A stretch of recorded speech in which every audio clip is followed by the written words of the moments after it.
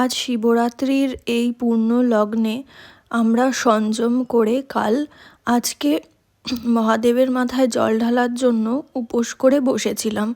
আমি তো নির্জলা উপোস ছিলাম। তারপর স্নান করে আমরা রেডি হয়ে দেখো আমি আর আমার শাশুড়ি মা মহাদেবের মাথায় জল ঢালার জন্য চলে এসেছি। গঙ্গা জল, দুধ, মধু, দই আরও কত কী সব একসঙ্গে করে আমরা মহাদেবের মাথায় ঢাললাম। ছোটোর থেকে এই দিনটার জন্য অপেক্ষা করে থাকি। এই শিবরাত্রি আসলে তারপরে আমরা মহাদেবের মাথায় জল ঢালি, আগের দিন সংযম করি, খুব মজা হয়। তারপরে দেখো আমরা পুজো করে নিলাম। আর গোপুসোনাকে দেখো তোমরা পাশে বসে কিভাবে দেখছে আমরা মহাদেবের পুজো করছি। তো দেবাদিদেবের মহাদেবের পুজো করে আমরা সবাইকে সব ঠাকুরকে খেতে দিয়ে দিয়েছি।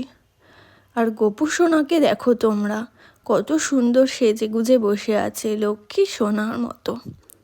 ওর থেকে তোমরা চোখ ফেরাতে পারবে? দেখো সবাইকে সাজিয়ে তারপরে খেতে বসিয়ে দিয়েছি।